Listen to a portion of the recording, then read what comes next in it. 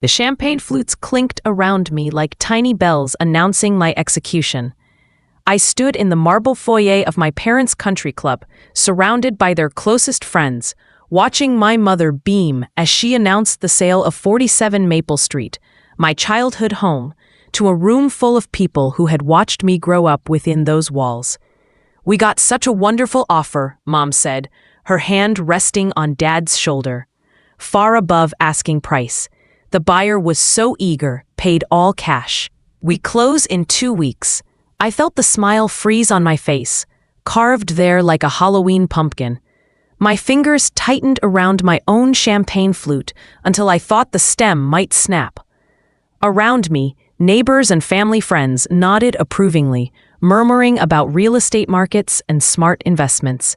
No one looked at me. No one asked how I felt. Where will all of Emma's things go?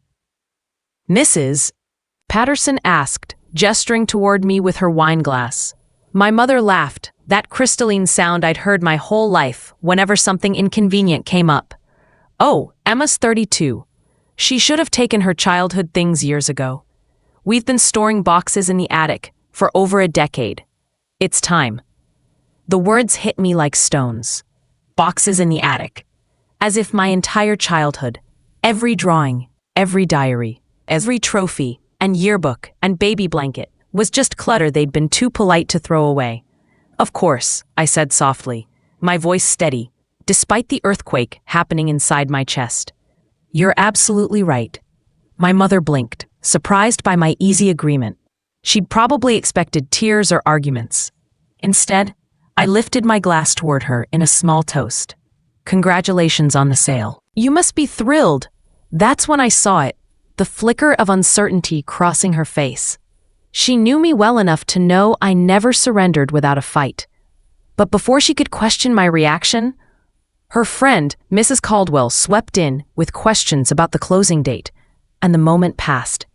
I excused myself to the bathroom, walking slowly through the familiar halls of the club where I'd attended countless events over the years. My heels clicked against the polished floor with perfect rhythm. Not too fast. Never let them see you run. Inside the bathroom, I locked the door and leaned against the cool marble sink, staring at my reflection. My face was composed, makeup perfect, not a hair out of place. Only my eyes betrayed me. They were bright with unshed tears I refused to let fall. "They don't get to see you break," I whispered to my reflection. "Not anymore." I pulled out my phone and opened the folder I'd been building for 3 months. Ever since I'd overheard my parents discussing selling the house at their anniversary dinner, laughing about how much money they'd make now that the neighborhood had gone upscale.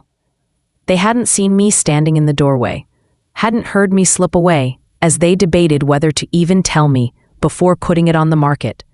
That night, something inside me had shifted. The daughter who had always sought their approval, who had swallowed every criticism and accepted every dismissal, had finally looked in the mirror and seen the truth. I was never going to be enough for them. And if I was never going to be enough, then it was time to stop trying. I scrolled through the files on my phone. Property records, tax documents, financial statements, emails. 3 months of careful, quiet work. 3 months of preparing for this exact moment. My phone buzzed with a text from my business partner, Tyler. "Status. They just announced it," I typed back. "Moving to phase 2. "You sure about this?" he replied. I stared at his message for a long moment, then typed, "I've never been more sure of anything in my life."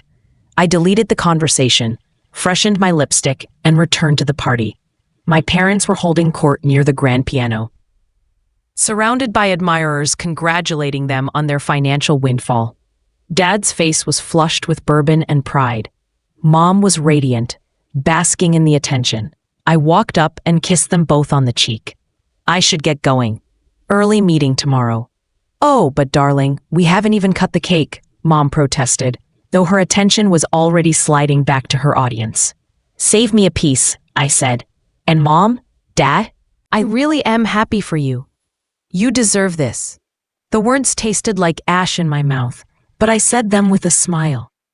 Because that's what they wanted. That's what they'd always wanted.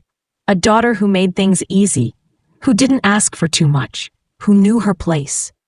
As I walked out of the country club into the cool evening air, I felt something shift in my chest. Not sadness, not anymore. What I felt was clarity, purpose. They had taught me, after all. That family was about loyalty and sacrifice. They'd just never expected me to learn that lesson so well. The drive back to my apartment took 40 minutes, but I barely noticed the passing streetlights. My mind was 3 months in the past, replaying the moment everything had changed. It had been a warm July evening, and I'd driven out to my parents' house for their 35th anniversary dinner. I'd brought an expensive bottle of wine and a framed photo I'd had restored, a picture of them on their wedding day, the colors digitally enhanced, the torn corner repaired. I'd spent 2 weeks working with a specialist to get it perfect. I'd arrived early, letting myself in through the back door with the key I'd had since high school. The house had smelled like Mom's famous pot roast, and I'd heard voices coming from the den. I'd started toward them, the wrapped frame tucked under my arm, when I'd heard my name. "Emma's going to be upset," Dad had said. I'd frozen in the hallway, hidden by the half-open door. "Emma is always upset about something," Mom had replied, her voice casual, dismissive. "Remember when we remodeled her bedroom into a home gym? She acted like we'd burned down her shrine. She was 28, Carol. She didn't live here anymore." Exactly. That's my point. She needs to move on. This house is worth triple what we paid for it. The neighborhood has completely transformed. We'd be foolish not to sell. What about all her things in the attic? What about them?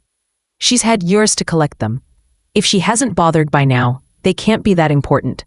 I'd stood there, holding their anniversary gift, feeling something inside me crack. Not break. Breaking would have been dramatic, emotional. This was quieter, like ice spider webbing across a windshield. Still functional, but fundamentally changed. "Should we tell her before we list it?"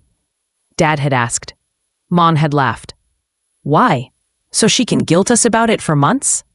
"No, let's get it on the market, find a buyer, and present it as done. She'll adjust. She always does." I'd set the wrapped frame down on the hall table, walked back out through the kitchen, got in my car, and driven away. I'd texted them from the road.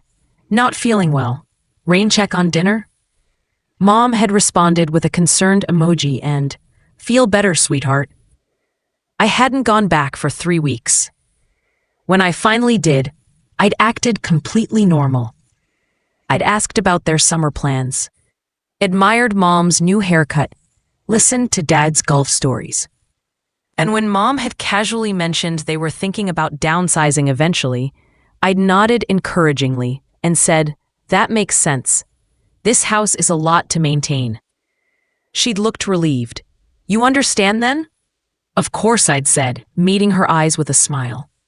"You've earned the right to do whatever makes you happy." What I hadn't told her was that I'd spent those 3 weeks doing research. Property values, market trends, tax implications, legal requirements.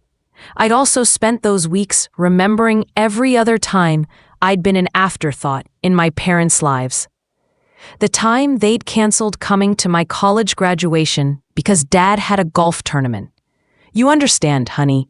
He's been planning this trip for months."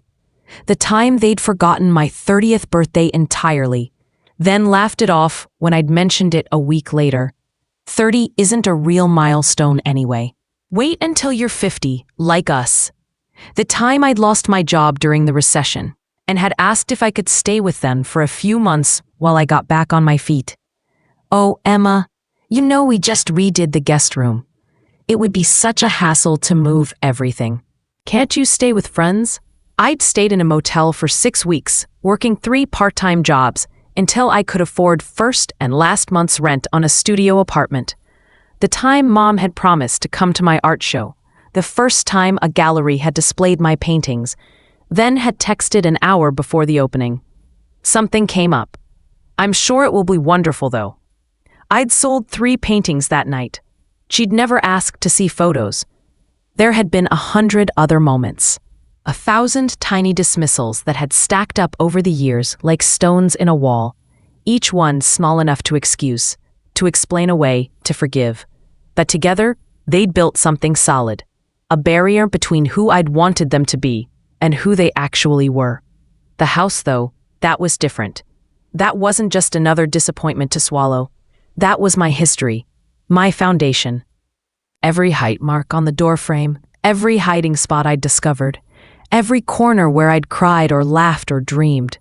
They were erasing it all without a second thought, and they hadn't even planned to tell me until it was too late to matter.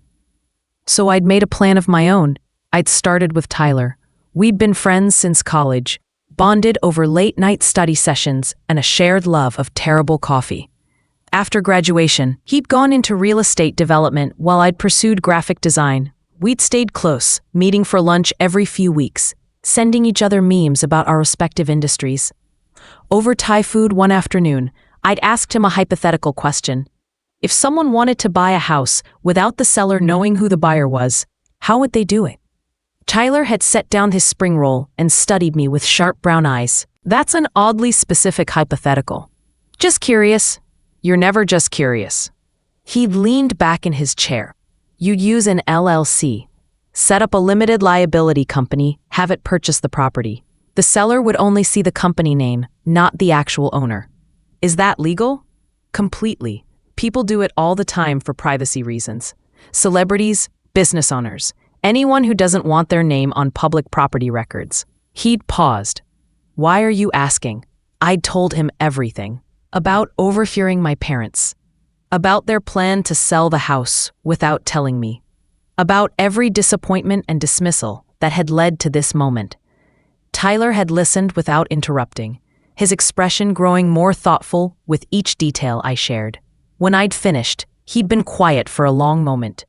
So you want to buy it, he'd said finally. I want to buy it, yes. But more than that, I want them to know they sold it to me. I want them to realize that the daughter they dismissed, the childhood they were so eager to erase, I valued it more than they ever did. That's either the most poetic revenge I've ever heard or the most expensive therapy session in history. I'd smiled, maybe both. Tyler had pulled out his phone and started typing. Okay, first we need to figure out if you can actually afford this. What's your financial situation? I told him about my savings, about the graphic design business I'd built over the past 8 years, about the investments I'd made, and the life insurance policy my grandmother had left me when she died 5 years ago. Tyler had done calculations on his phone, his brow furrowed. It's going to be tight, but if they price it where I think they will be, based on the neighborhood comps, you could do it. You'd need to liquidate some investments, and you'd be house poor for a while. But it's possible. I don't need it to be comfortable, I'd said. I just need it to be possible. Then we need to move fast. Setting up an LLC takes time, and we need to have everything ready before they list the property. He'd looked up at me, his expression serious. Emma, are you sure about this? This isn't just expensive, it's going to hurt. Every penny you've saved, every bit of security you've built, you'll be risking all of it. They risked me, I'd said quietly. My whole life, I was the safe bet they never thought twice about. The daughter who would always be there, always forgive, always understand. I'm tired of being safe. I'm tired of being convenient. Tyler had nodded slowly, then held out his hand across the table. Okay, let's do it. We'd shaken on it, and from that moment, everything had moved with careful precision. Tyler had helped me set up the LLC. Maple Holdings, I'd called it, after the street name. We'd structured it so the ownership would be hidden behind layers of corporate registration, untraceable unless you knew where to look. I'd met with a lawyer, a sharp woman in her 50s named Victoria, who'd listened to my story with a barely concealed smile. This is the most deliciously petty and perfectly legal thing I've heard all year, she'd said. I'm in. She'd drafted all the paperwork, made sure every document was airtight, every signature properly notarized. She'd also helped me understand my parents' financial situation better than they probably understood it themselves. They're going to owe significant capital gains tax on this sale. Victoria had explained, spreading documents across her desk. The house has appreciated considerably since they bought it 33 years ago. They'll walk away with a profit, certainly, but not as much as they're probably expecting. That's their problem, I'd said. Yes, Victoria had agreed, but it means they'll be motivated to close quickly. No inspection contingencies, no financing delays. Cash talks. If you can offer them asking price in cash with a 2-week closing, they'll jump at it. I'd liquidated my investment accounts, withdrawn my savings, borrowed against my grandmother's life insurance policy. Every safety net I'd built over the past decade disappeared into this single, risky bet. My friend Alex had thought I was losing my mind when I told him. "You're spending your entire life savings on a revenge plot?" he'd said over drinks one night. "Emma, that's insane. Is it revenge if I'm buying something that was always mine?" I'd asked. "They raised me in that house. My handprints are in the concrete of the back patio from when I was 6. My initials are carved inside the closet in my old bedroom. Every memory I have of feeling safe and loved happened within those walls. They're selling it like it's just an asset, but it's not. It's my history." "So you're buying it for sentimental reasons?" "I'm buying it because they deserve to know that the daughter they overlooked became someone they underestimated." Alex had studied me for a long moment, then lifted his glass. "To poetic justice, then." The house had gone on the market on a Tuesday morning in mid-August. I'd driven by that evening and seen the for sale sign staked in the front lawn, its cheerful red and white announcing what my parents still hadn't told me. My childhood home was for sale. I'd sat in my car across the street, engine idling, staring at the house in the fading summer light. The big oak tree in the front yard where I'd learned to climb. The window to my old bedroom where I'd spent countless nights reading by flashlight under the covers. The front porch where I'd posed for first day of school photos every September for 12 years. My phone had buzzed with a text from Mom. "Dinner this weekend? Dad's grilling salmon." I'd replied, "Sounds great. Saturday work?"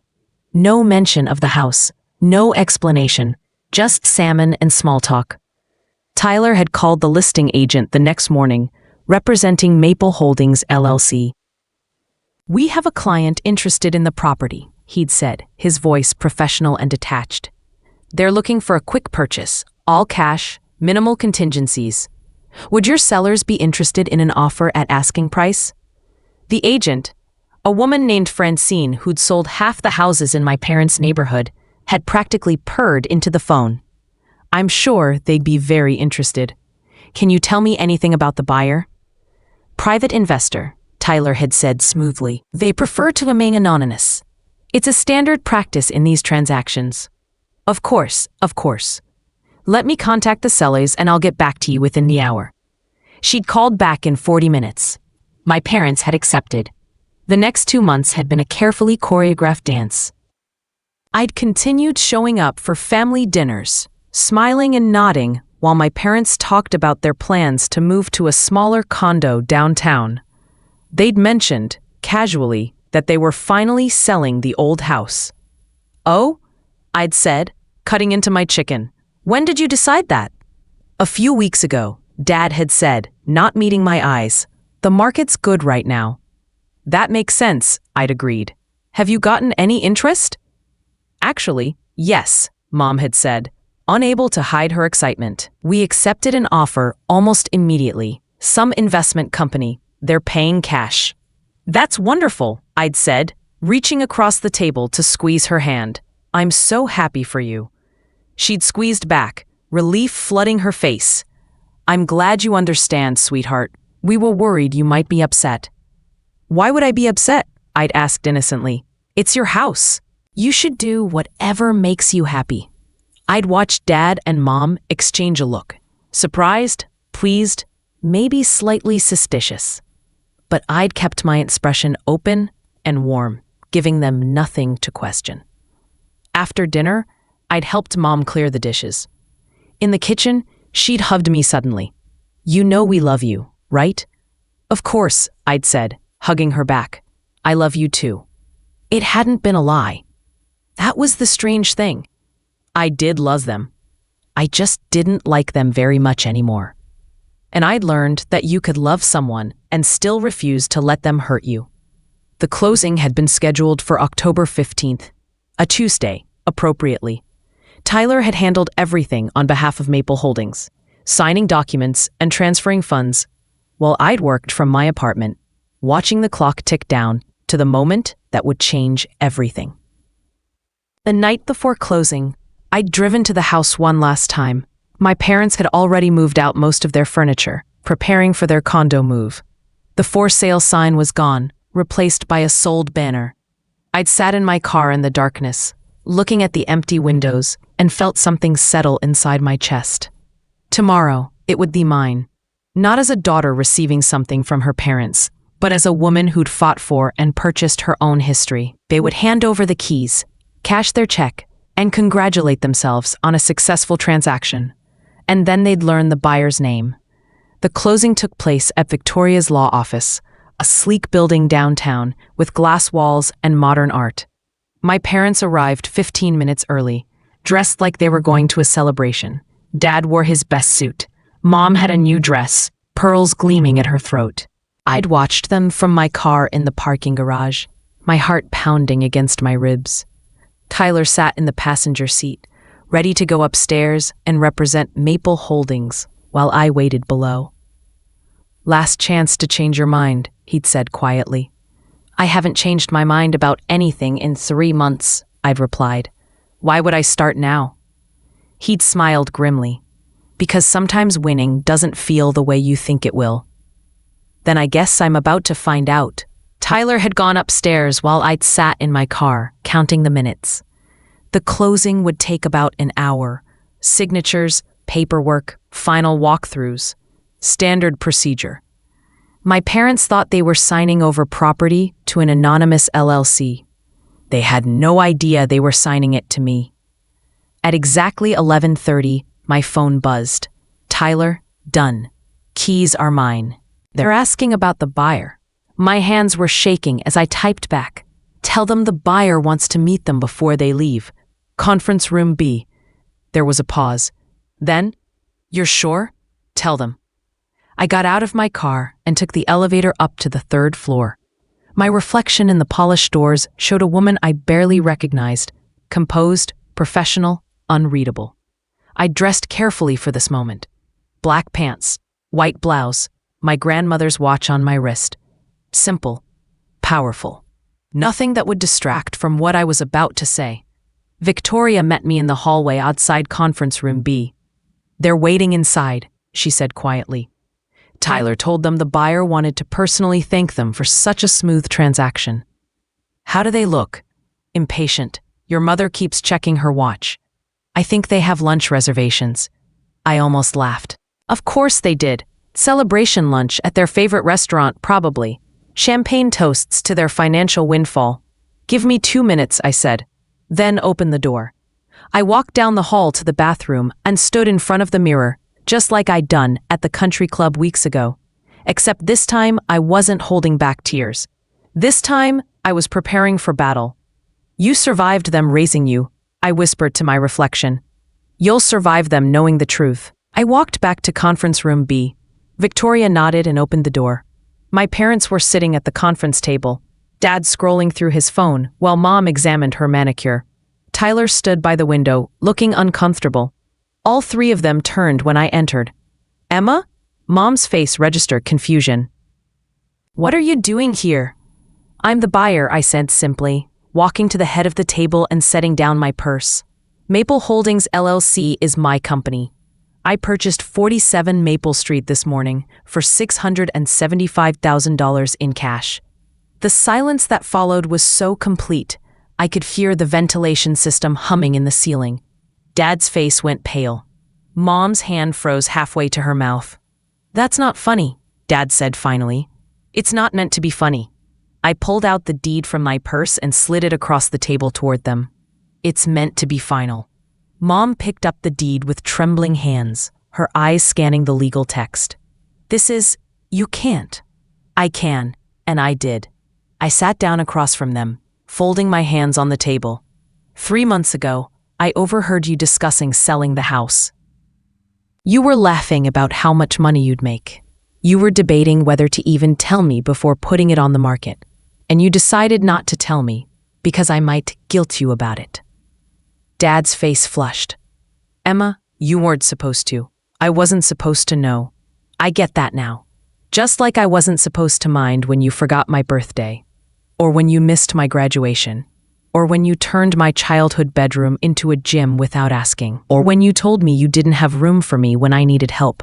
My voice remained level, calm. I wasn't supposed to mind any of it, because being your daughter meant being convenient, being easy, being grateful for whatever scraps of attention you had left over after living your own lives. That's not fair, Mom whispered.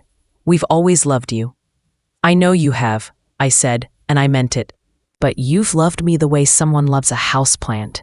You water it when you remember, move it when it's in the way, but you never really think about what it needs to actually thrive. You're being dramatic, Dad said, but his voice lacked conviction. Am I? Then let me ask you this. When was the last time you asked me about my life?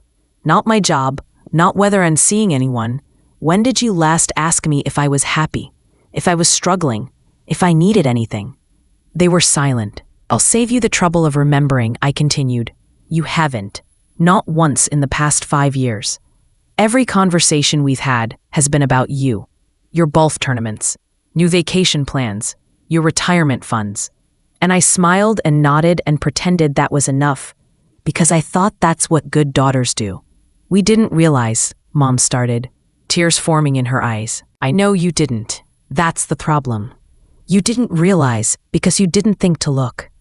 I stood up, pulling the keys from my purse, the keys Tyler had just handed over. So I bought the house.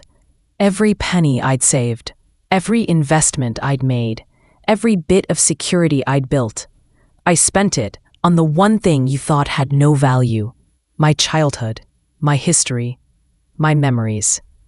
I set the keys on the table between us. Those memories are still in that house, by the way. In the attic. Boxes of my life that you were going to throw away or donate or ignore. I'll be spending the next few months going through them, remembering who I was before I learned to make myself small enough to fit in your peripheral vision. Dad finally found his voice. You spent your entire savings on this? Emma, that's financial suicide. Maybe, I agreed. Or maybe it's the first time in my life I've invested in something that actually matters to me. I picked up my purse. Thank you for the smooth transaction. My lawyer will forward any additional paperwork that needs your signature. I turned toward the door, then paused and looked back at them. They looked smaller somehow, shrunken in their expensive clothes, surrounded by the evidence of their own oversight. For what it's worth, I said quietly, I hope you enjoy your new condo. I hope you have wonderful dinner parties and exciting vacations. I hope you live exactly the life you want. I met their eyes, each in turn, without worrying about being convenient to me. I didn't wait for their response. I walked out of that conference room with my head high and my hands steady, Tyler and Victoria flanking me like an honor guard. We didn't speak until we were in the elevator, doors sliding shut on my parents' stunned faces. Then Tyler let out a long, slow whistle. That was the most controlled explosion I've ever witnessed. I'm shaking, I said, and I was, my whole body trembling with adrenaline and something else I couldn't name. Not quite victory, not quite grief. You're also incredibly brave, Victoria said, pressing a button. Not many people have the courage to speak that kind of truth to their parents. I don't know if it's courage or just exhaustion, I admitted. I'm tired of pretending things are fine when they're not. The elevator opened to the parking garage. Tyler walked me to my car, his hand briefly touching my shoulder. What happens now? Now I move into my house, I said, pulling out the keys that were now legally mine, and I figure out who I am when I stop trying to be their daughter. I drove to Maple Street in a daze, muscle memory guiding my car through familiar turns. When I pulled into the driveway, I just sat there for a moment, staring at the house that was now mine. The front door with the paint slightly chipped at the corner.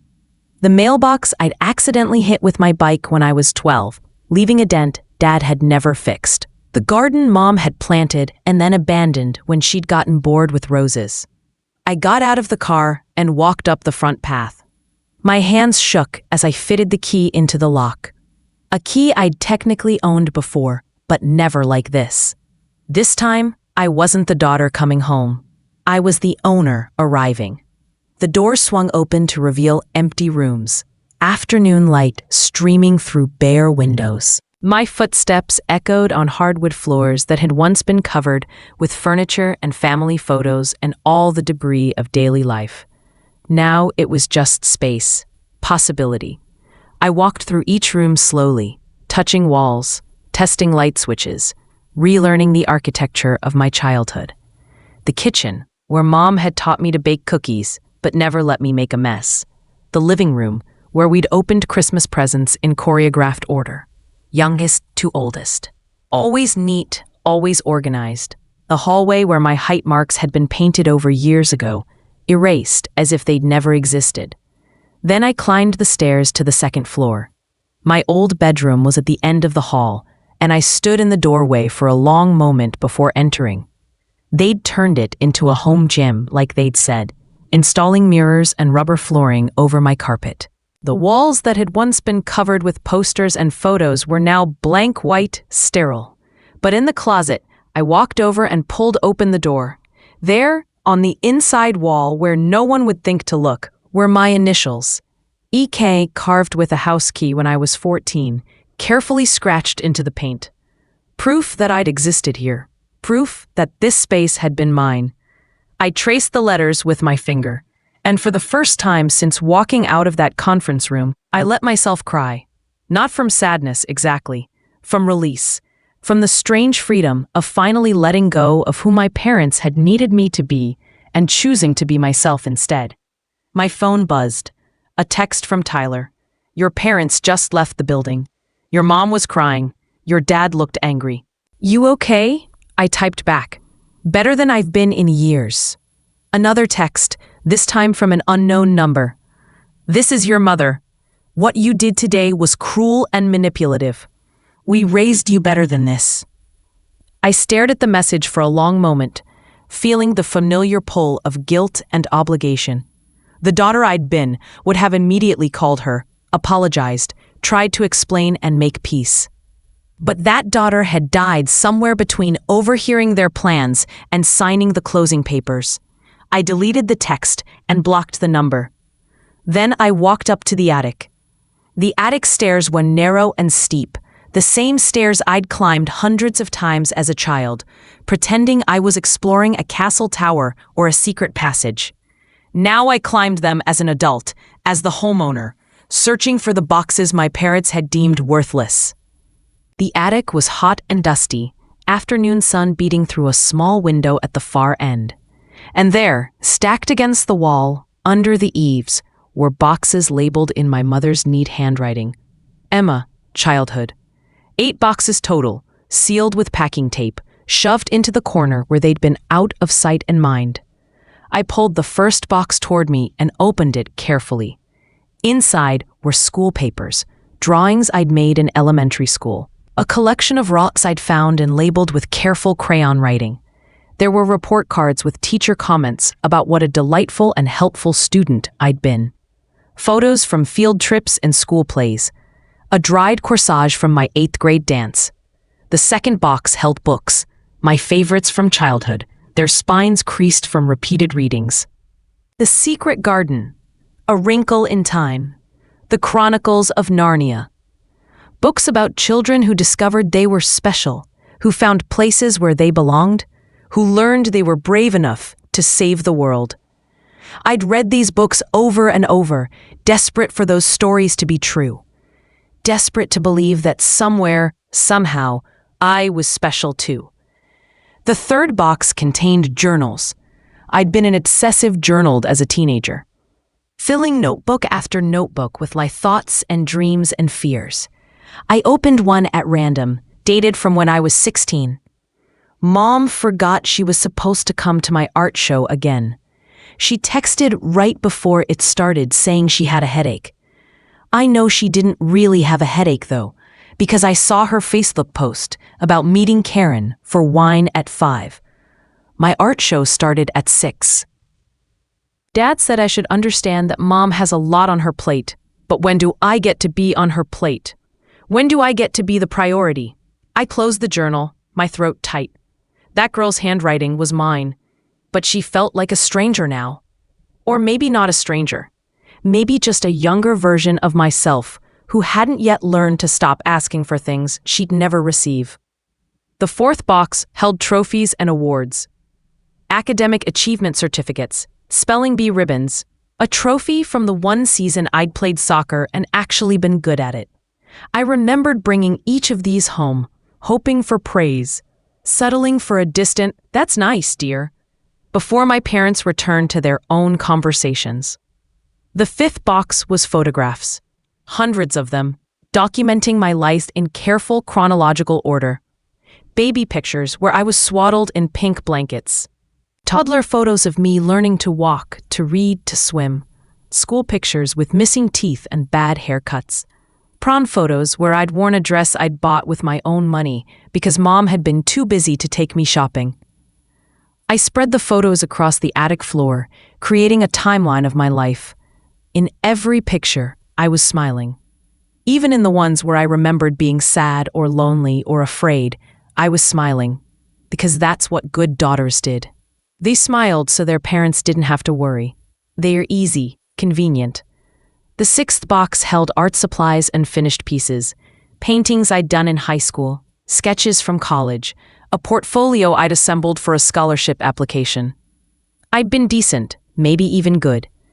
Good enough that my art teacher had encouraged me to apply to art schools, to pursue it seriously. "That's not a real career," Dad had said when I'd brought it up at dinner. "You need something practical, something stable." So I'd gone into graphic design instead. Practical, stable, acceptable. The seventh box contained clothes, my favorite sweaters, t-shirts from summer camps, a jacket I'd loved so much I'd worn it until the elbows were threadbare. Mom had wanted to donate them years ago, said they were taking up space. I'd asked if I could keep them, just a few more years. She'd agreed with a sigh, and apparently this box was her compromise. Kept, but hidden. The eighth and final box was the smallest, and when I opened it, I had to sit down on the dusty floor. Inside was everything from my grandmother. Letters she'd sent me, birthday cards, the charm bracelet she'd given me for my 13th birthday. A photo of the two of us at her house, my arms around her waist, both of us laughing. She'd been the only one who'd really seen me. The only one who'd asked questions and listened to the answers.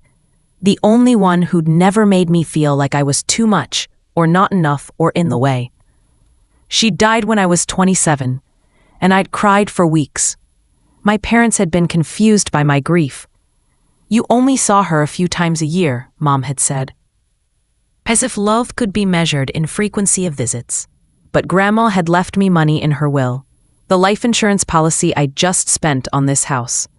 Even in death, she'd been the only one trying to give me something solid, something I could build on. I pulled out her letters and read through them, her handwriting shaky but determined. In one, dated a year before she died, she'd written, "Emma, darling, I hope you know how proud I am of you.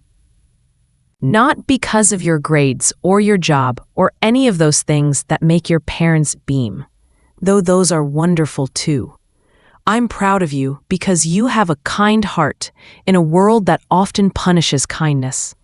You give more than you receive, and that's a beautiful thing. But please remember, you deserve to receive too. You deserve to be someone's priority.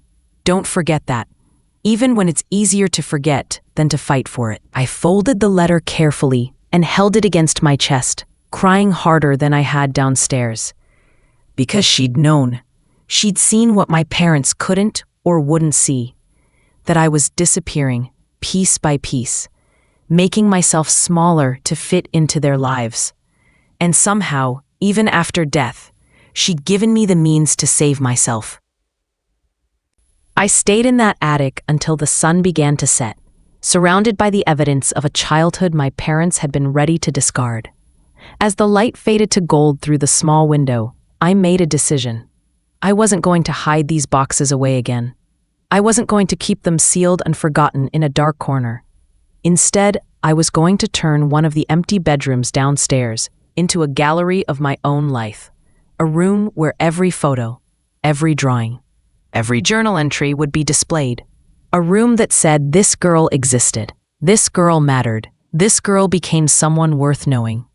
My phone rang, shattering the quiet. I almost didn't answer when I saw it was Dad calling from his cell. But curiosity won out. Hello? Emma. His voice was strained, careful. Your mother is very upset. I imagine she is. What you did today? It was vindictive. It was necessary, I corrected. There's a difference. You've always been dramatic, he said, and I could hear the frustration bleeding through his attempt at calm. Ever since you were a little girl, everything was a production. Every little disappointment became a tragedy. I felt something cold settle in my stomach. Is that really what you think? That I'm just being dramatic? What else would you call spending your life savings on a house you can barely afford just to prove a point? I'd call it fighting for the one thing you never thought was worth keeping. I stood up, brushing dust from my pants. You want to know something, Dad? I didn't buy this house to hurt you. I bought it to save myself. Because every time I drove past and saw that for sale sign, I felt like I was disappearing.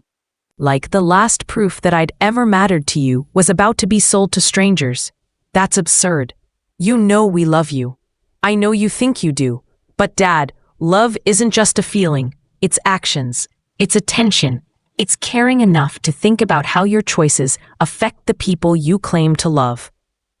I walked to the attic window, looking out at the darkening street. When was the last time you asked me how I was doing? Not how's work or seeing anyone special.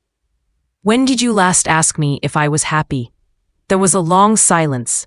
Then, we're busy people, Emma. We have lives. We can't be expected to. To what? To think about your only daughter more than once every few weeks when it's convenient. I laughed, but it came out bitter. You're right. That's clearly too much to ask. Your mother wants to talk to you. I'm sure she does, but I don't want to talk to her. Not right now. I paused. Maybe not for a long time. Emma, I'm going to go now. I have a lot of work to do. What kind of work? The kind where I turn this house back into a home, I said. My home, where I get to decide what stays and what goes. Where I get to be the priority for once. I hung up before he could respond, then turned off my phone completely.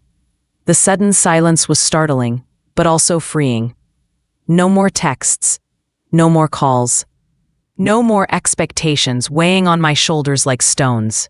Just me, this house, and the choice to start over. I carried the boxes downstairs one by one, muscles aching by the time I'd moved all 8 into the spare bedroom next to what had been my childhood room. Then I ordered pizza from the place on the corner, the same place I'd ordered from as a teenager when I'd been home alone, which had been often. The delivery driver was maybe 20, with a name tag that said Marcus. When he handed over the pizza, he glanced past me into the empty house. Just moving in? Something like that, I said, handing him cash and a generous tip. Well, welcome to the neighborhood, he grinned. Or, welcome back, I guess.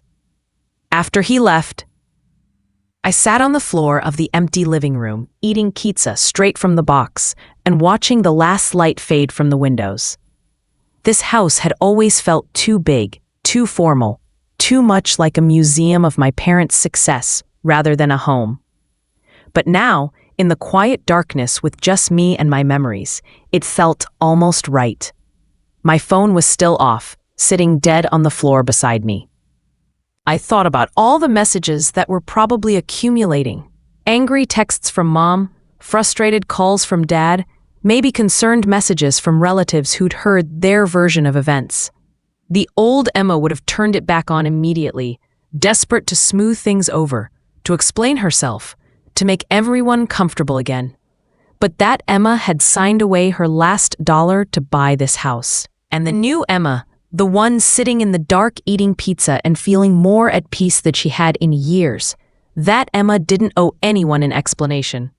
I spent that first night in my house on an air mattress Tyler had dropped off, surrounded by empty rooms and the distant sounds of suburban night. Crickets chirping, cars passing, the occasional dog barking. I should have felt lonely. Instead, I felt free. The next morning, I woke to sunlight streaming through bare windows and realized I hadn't slept that well in months, maybe years. There was something about being in a space that was entirely mine, with no one to perform for or accommodate, that let me breathe differently. I turned on my phone to 17 missed calls and 23 text messages. I deleted them all without reading them, except for one from Tyler. "Coffee, I want to hear how you're doing." We met at the cafe downtown where we'd first planned this whole thing. Tyler was already there when I arrived, 2 cups of coffee waiting on the table. He stood when he saw me, studying my face carefully. "You look different," he said. "Different how? Lighter, maybe. Like you're not carrying something heavy anymore." I sat down and wrapped my hands around the worn cup. "I slept 10 hours last night. On an air mattress in an empty house, and it was the best sleep I've had in years. No regrets? About the money?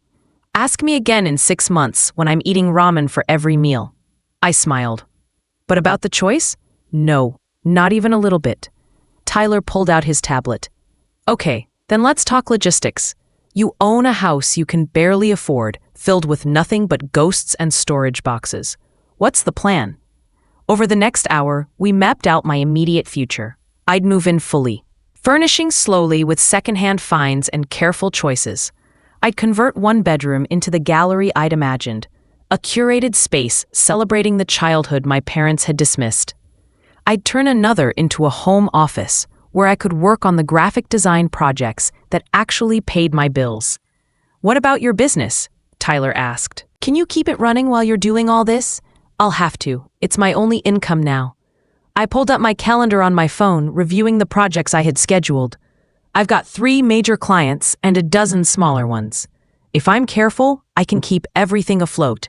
It'll be tight, but possible." "And your parents?" I set down my cup. "What about them?" "Emma, they're not going to just accept this and move on. Your mom's probably spiraling. Your dad's probably confused. This is going to blow back on you. Let it," I said simply. "I'm done managing their emotions. They've had 32 years to think about mine, and they chose not to. That's their problem now, not mine." Tyler nodded slowly. "You've really thought this through." "I've had 3 months to think it through. 3 months of watching them plan their future without considering mine. 3 months of preparing for this exact moment." I met his eyes. "I'm ready for whatever comes next." What came next was a phone call from my Aunt Patricia, my mother's older sister. She caught me at the house 2 days later, and I made the mistake of answering without checking the caller ID. "Emma Catherine Morrison," she said, using my full name like I was 12 and in trouble. "What is this nonsense I'm hearing about you buying your parents' house out from under them?" "I didn't buy it out from under them," I said calmly, carrying my phone into the kitchen where I'd been unpacking dishes. "I bought it through proper legal channels. They accepted my offer. I paid their asking price in cash." "You know that's not what I mean. Your mother is devastated. She's crying every day, saying you've rejected the family, that you're punishing them for being successful. Aunt Patricia, I'm going to tell you the same thing I told them. I didn't buy this house to hurt them. I bought it because they were willing to sell my entire childhood without even telling me it was for sale. They're adults, Emma. They have the right to sell their own property." "Absolutely," I agreed, "just like I have the right to buy it. That's how real estate works. Don't be glib with me, young lady. This is about respect, about family." "You're right. It is about family," I said, setting down a plate harder than necessary. "It's about a family that forgot to include me in major decisions. A family that treated my history like it was garbage to be thrown away. A family that assumed I'd just accept whatever they decided because I always have. Your parents have given you everything. My parents gave me a roof and food and education, and I'm grateful for that. But they never gave me attention. They never gave me priority. And somewhere along the way, I learned that asking for those things made me difficult, so I stopped asking. I took a breath. But buying this house? That wasn't asking. That was taking. Taking what should have been offered. Taking what I deserved. Aunt Patricia was quiet for a moment. Then, "You sound just like your grandmother." "Thank you," I said, and I meant it. "That's the nicest thing anyone said to me in months." She sighed. "She'd be proud of you, you know. Even though this whole situation is a mess. Grandma would have told me to do it sooner," I said softly. "She knew what they were like. She tried to warn me." "She did," Patricia admitted. "She and I talked about it before she died. She worried about you, Emma. Worried that you'd disappear trying to be what they wanted." "I almost did," I said. "But then they gave me a reason to fight back." After we hung up, I sat in my empty kitchen and thought about Grandma. About how she'd been the black sheep of the family. The one who'd divorced young and lived alone and done exactly what she wanted instead of what was expected. My mom had always spoken about her with a mixture of love and disapproval, like she couldn't quite understand how her mother had been so selfish. But maybe it wasn't selfishness. Maybe it was just self-preservation. The weeks that followed developed a rhythm. I worked during the day, taking client calls and designing websites and logos from my laptop set up on a folding table in my new office. I ate simple meals and learned to be comfortable with silence. And at night, I worked on the gallery. I'd decided to call it the memory room, and I approached it like a curatorial project. I sorted through every item in those 8 boxes, deciding what to display and how to display it. I bought frames from thrift stores and hung my childhood artwork in careful rows. I created a timeline of photographs along one wall, chronicling my life from infant to adult. I mounted my journals in shadow boxes, not open to be read, but present as evidence that my voice had existed even when no one was listening. The room became a meditation on a childhood spent trying to be seen. Every object told a story of achievement or effort or hope. Every photograph captured a moment my parents had documented, but not necessarily witnessed. I worked late into the nights, losing myself in the careful curation of my own history. And slowly something strange happened. I started to forgive the little girl in those photos, the one who'd tried so hard, the one who'd believed that, if she was just good enough, smart enough, convenient enough, she'd finally earn the attention she craved. She'd been doing her best with what she'd been given, and she'd survived to become me. One evening, about 3 weeks after closing, I was hanging a particularly good painting I'd done in 9th grade, a watercolor of the oak tree in the front yard, when my doorbell rang. I almost didn't answer it, but curiosity won out. Through the peephole, I saw my mother. She looked smaller than I remembered, standing on my porch in the fading October light. She was wearing a cardigan I'd given her for Christmas 2 years ago, and her hair was styled the way she always wore it to feel presentable. She'd come dressed for negotiation. I opened the door but didn't invite her in. "Emma," she said, her voice careful. "Can we talk?" "We're talking now." I meant inside. "Please." I hesitated, then stepped back and let her enter. She walked into the foyer and stopped, looking around at the bare walls and minimal furniture. Her eyes tracked to the stairs, probably remembering how this house had looked when it was theirs. Full of furniture and family photos and all the props of a successful life. "You haven't furnished it," she observed. "I'm furnishing it slowly, with things I actually like." She turned to face me, and I saw that she'd been crying. Her eyes were red-rimmed, makeup slightly smudged. "Emma, I need you to understand something. We never meant to hurt you." "I know," I said simply. "That's what makes it worse. You hurt me without even thinking about it. I wasn't important enough to consider." "That's not true." "Mom, stop." I held up a hand. "You came here to make yourself feel better, not to actually listen to me. So let me save us both some time. I'm not sorry I bought this house. I'm not sorry I called you out at that closing. I'm not sorry for any of it." "How can you say that? You've destroyed our relationship." "No," I said firmly. "I've just stopped pretending we had the relationship I wanted us to have. There's a difference." She shook her head, tears spilling over. "You were always such a difficult child, always so sensitive, always taking things so personally." And there it was, the thing I'd been waiting for her to say. The accusation that had been hovering under every conversation we'd had for years. It was my fault for feeling hurt. My fault for wanting more. My fault for being too much and not enough all at once. You're right, I said, and watched surprise flash across her face. I was sensitive. I did take things personally. Because to a child, everything is personal. When your parents forget your birthday, that's personal. When they miss your graduation, that's personal. When they sell your childhood home without telling you, that's extremely personal. We were going to tell you. When? After you'd already moved into your condo? After you donated all my things to Goodwill? When exactly was the right time to mention you were erasing my history? It's just a house, Emma. To you, maybe.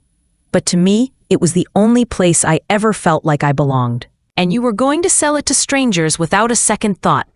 She sat down on the stairs, suddenly looking exhausted. What do you want from me? Nothing, I said, and meant it. I don't want anything from you anymore, Mom. That's the whole point. I stopped waiting for you to give me what I needed and started giving it to myself. That's incredibly selfish. Maybe, or maybe it's incredibly overdue. I walked to the door and opened it, a clear invitation to leave. I think you should go now. She stood slowly, her face a mixture of hurt and anger. Your father was right. You're punishing us. I'm not punishing you. I'm protecting myself. There's a difference, even if you can't see it. She walked to the door, then paused and looked back at me. I hope you're happy, Emma. I hope this house and your wounded pride keep you warm at night. I hope your new condo and your clear conscience do the same for you, I replied evenly. After she left, I closed the door and leaned against it, my heart racing. But I didn't cry. I didn't collapse. I just stood there, breathing, and realized something. I didn't feel guilty. For the first time in my entire life, I'd stood my ground with my mother and didn't feel guilty about it. I walked upstairs to the memory room and looked at the walls I'd been carefully curating. All those photos of a smiling little girl who just wanted to be seen. All those drawings and awards and journals documenting a childhood spent trying to earn love that should have been freely given.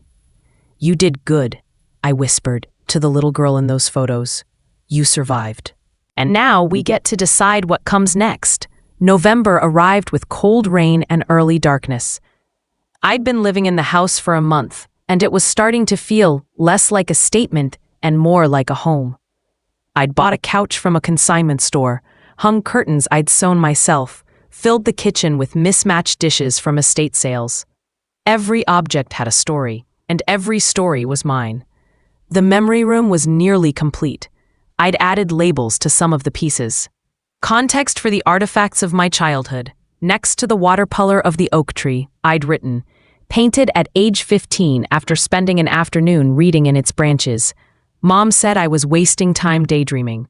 I was actually writing poetry. Next to my 9th grade journal, I'd written, the year I learned to make myself smaller. The year I stopped asking for things. Next to a photo of me at my college graduation, taken by a friend because my parents hadn't come, I'd written, the day I learned I could be proud of myself, even if they weren't. It wasn't bitter exactly, just honest. A documentation of what had been, without apology or explanation. Tyler came over one evening with Thai food and beer, and I gave him the grand tour. He walked through the memory rooms slowly, reading every label, studying every photo. This is incredible, he said finally. It's like a museum exhibit, but personal. That's exactly what I wanted, I said. A place where my history is honored, even if I'm the only one who sees it. You're not going to show this to your parents?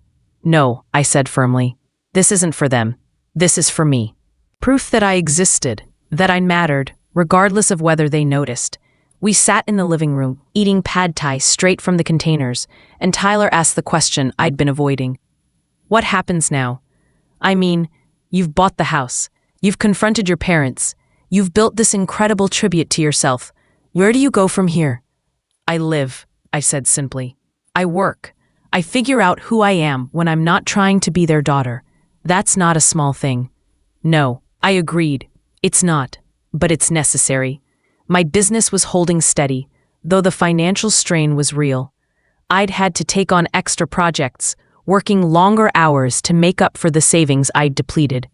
But there was something satisfying about the work now, knowing that every dollar I earned was mine, invested in my own life rather than saved for some theoretical future I'd been taught to prioritize over my present. I'd also started painting again. Real painting, not just graphic design work. I'd set up an easel in the corner of my office and worked on canvases in the early mornings before client calls began. The subjects were simple: the oak tree in different seasons, the view from my bedroom window, still lifes of objects from the memory room. It felt like reconnecting with a part of myself I'd abandoned years ago when Dad had said art wasn't a real career. Maybe he'd been right. Maybe it wasn't a career, but it was mine, and that made it real enough. In mid-November, I got a text from Aunt Patricia. "Thanksgiving at our house this year. Your parents will be there. You're invited if you want to come. No pressure." I stared at the message for a long time, imagining that scene. The awkward silences, the forced pleasantries, my mother's martyred sighs, my father's disappointed looks. Everyone pretending that nothing had happened while the unsaid truth poisoned every conversation. I texted back, "Thank you for the invitation, but I'm going to pass this year. Hope you have a lovely celebration." She responded almost immediately, "I understand. Doors always open if you change your mind." Thanksgiving Day, I stayed home. I cooked a small chicken instead of a turkey, roasted vegetables, baked a miniature pumpkin pie. I set the dining room table with my mismatched dishes and lit candles, even though I was eating alone. And it was perfect. Halfway through the meal, my phone buzzed with a text from a number I'd blocked. Mom must have used Dad's phone. "We're at Patricia's. Your empty chair is a statement. I hope you're pleased with yourself." I deleted it and went back to my meal. After dinner, I curled up on my couch with a book and a glass of wine, watching the early winter darkness fall outside my windows. In the old version of my life, I would have spent this day smiling through tension, swallowing criticisms, and pretending everything was fine. I would have driven home exhausted from the effort of performing normalcy. Instead, I was here, alone, yes, but also at peace. December brought snow and Christmas decorations appearing on neighboring houses. I bought a small tree and decorated it with ornaments I made myself: paper snowflakes, painted wooden stars, strands of popcorn like I'd made as a child. It wasn't the perfectly coordinated designer tree my mother had always insisted on.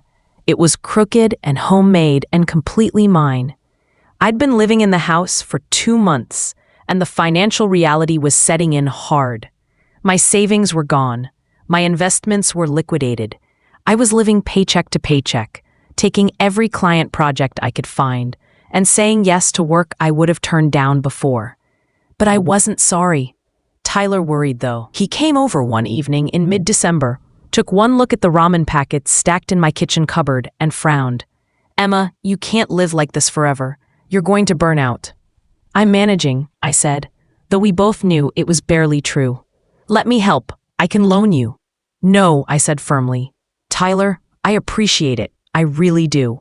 But this is something I need to do on my own. I need to prove to myself that I can survive on my terms, even when it's hard. Surviving isn't the same as living. Right now, for me, it is." He sighed but didn't push. Instead, he helped me hang lights on the oak tree in the front yard. Strands of white bulbs that made the branches glow against the dark winter sky. When we finished, we stood on the porch looking at our work. "It's beautiful," Tyler said. "Yeah," I agreed. "It is." A week before Christmas, I got a card in the mail. My mother's handwriting on the envelope, no return address. Inside was a generic holiday card with a printed message about peace and joy. At the bottom, she'd written, "We miss you. We hope you'll reconsider joining us for Christmas. Love, Mom and Dad." I studied that word, love, wondered what it meant to them, wondered if we were even talking about the same thing when we used it. I didn't respond to the card. Christmas Eve, I worked on a painting, the house itself, as seen from the street, with my lighted oak tree glowing in the front yard. I painted it from memory and imagination, trying to capture not what it looked like, but what it felt like to have fought for something and won. Around 9 p.m., the doorbell rang. Through the peephole, I saw both my parents standing on the porch, dressed for church. Probably on their way to the midnight service they attended every year. I almost didn't open the door, but curiosity, or maybe just exhaustion, made me turn the lock and pull it open. "Hi," Mom said, her breath visible in the cold air.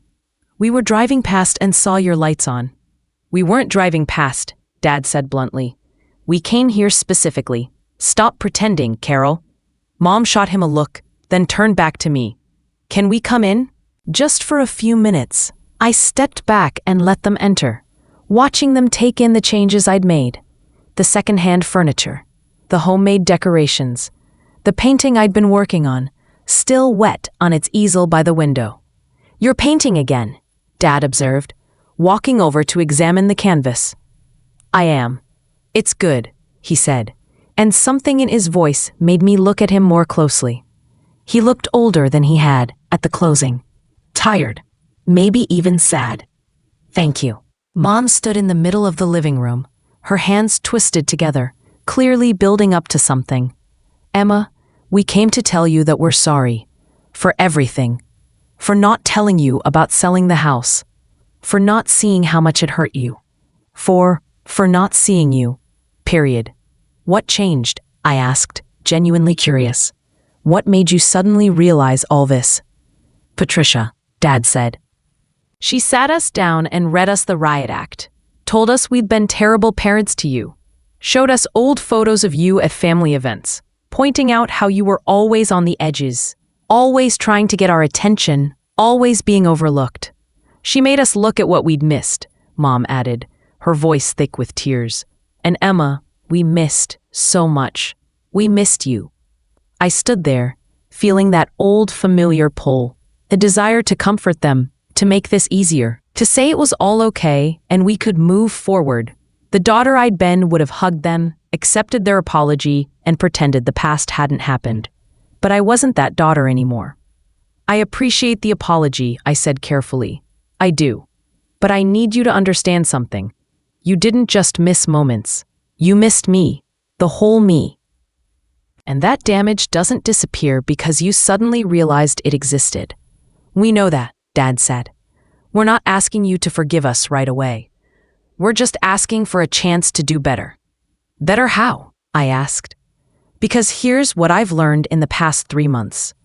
I don't need you to do better. I needed that when I was 10 or 16 or 25. But I'm 32 now, and I've built a life that doesn't require your validation or attention.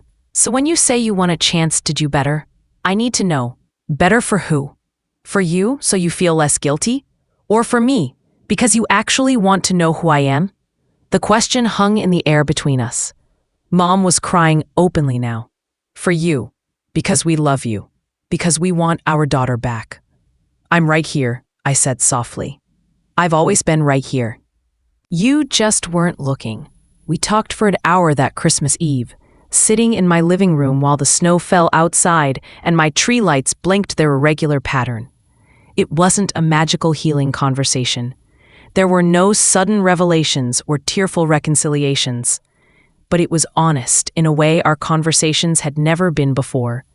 I told them about overhearing them that night at their anniversary dinner, about the 3 months I'd spent planning to buy the house, about every hurt I'd swallowed over the years, every moment I'd felt invisible.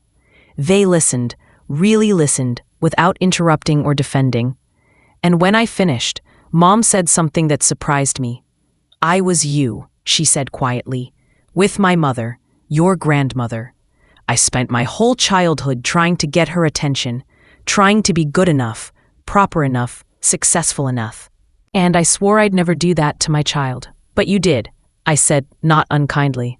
"I did," she agreed. "Because I was so busy trying to be the perfect opposite of her that I didn't realize I was making different mistakes. She was too involved, too controlling, so I was distant. She was too critical, so I was dismissive. I thought I was giving you freedom, but I was actually giving you neglect." Dad cleared his throat, and I was so focused on providing financially that I forgot children need more than money. I worked 60-hour weeks so you could have nice things, go to good schools, have opportunities I didn't have. But I missed dinner. I missed games. I missed you. I didn't need nice things, I said. I needed you. We know that now, Mom said.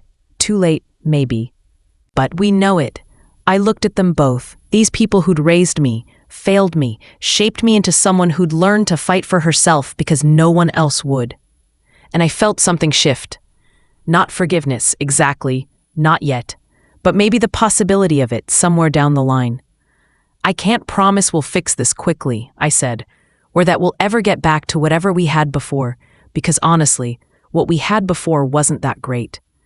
We understand, Dad said, but maybe we can start over, build something new, instead of trying to repair something that was broken from the start. Mom nodded, wiping her eyes. We'd like that. Ground rules, I said. You don't get to dismiss my feelings. You don't get to tell me I'm being too sensitive. You don't get to make this about your guilt or your need for forgiveness. If we're doing this, we're doing it on my terms, at my pace. Whatever you need, Dad said. And you have to actually show up. Not just physically, but emotionally. If you can't do that, then we're better off keeping our distance. We'll show up, Mom promised. They left shortly after, headed to their midnight service. At the door, Mom hugged me, tentatively, like she wasn't sure if she was allowed. I hugged her back, feeling the fragility of this new beginning between us. After they left, I stood in my doorway, watching their car disappear into the snowy night. I felt drained, but also strangely hopeful. Maybe we couldn't undo the past. Maybe I'd always carry the scars of growing up unseen. But maybe we could build something better going forward. Or maybe we couldn't, and that would be okay too. Because I didn't need them anymore. Not the way I used to. I'd learned to see myself, value myself, fight for myself, and that was worth more than any reconciliation. Christmas morning, I woke in my house, and felt something I hadn't felt in years, contentment. I made coffee and sat in the memory room, looking at all the evidence of a childhood that had shaped me into someone strong enough to survive it. My phone buzzed with messages. Tyler. Merry Christmas. Coffee later? Aunt Patricia. Thank you for giving them a chance last night. My parents, separately. Merry Christmas, Emma. We love you. I responded to each one, then spent the morning painting. The light was perfect, streaming through the windows and illuminating my easel. I worked on a new piece, a self-portrait, something I'd never attempted before. Not me as I looked now, but me as I felt, someone who'd survived, someone who'd fought back, someone who'd learned that loving yourself sometimes means disappointing everyone else. In the afternoon, Tyler came over with Chinese takeout and presents, a set of good brushes for my painting, a book about female artists who defied expectations, and a framed photo of me standing in front of the house the day after closing, keys in my hand, smiling. When did you take this? I asked. Touched. That morning when I dropped off the air mattress. You were so focused on the house you didn't even notice me. He grinned. You looked like you'd just conquered Everest. I felt like I had. We ate lo mein on the floor in front of my crooked tree. And Tyler told me about his own complicated family Christmas. His parents, who'd divorced years ago and still couldn't be in the same ring. His sister, who'd brought her new boyfriend and caused drama.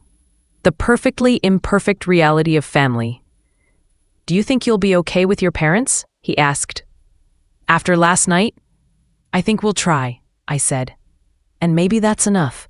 Maybe trying is all any of us can do. That's very zen of you. Or maybe I'm just too tired to hold grudges. I smiled. Either way, I'm choosing to believe in possibilities, even when they're complicated. As January approached, I settled into a new normal. Work remained intense. I was still taking every project I could to stay afloat, but I'd found a rhythm. Early mornings for painting, days for client work, evenings for the house, for reading, for being alone without feeling lonely. My parents called once a week, awkward conversations where we were all trying too hard. But they showed up, They asked questions. They listened to the answers. It wasn't perfect, but it was different. And different felt like progress. Mom started texting me photos, not of her and Dad's new life, but of old photos she'd found. Me as a baby, me learning to ride a bike, me at my first day of kindergarten. Each photo came with a caption. I remember this day. I'm sorry I didn't pay better attention to it. Dad started sending articles he thought I'd find interesting. Art galleries opening in the city. Stories about women entrepreneurs, book recommendations, small gestures, but they were gestures aimed at me, at who I actually was, rather than who they'd assumed I was. I didn't respond to everything. Sometimes I needed space. Sometimes their efforts felt performative, like they were checking boxes rather than genuinely connecting.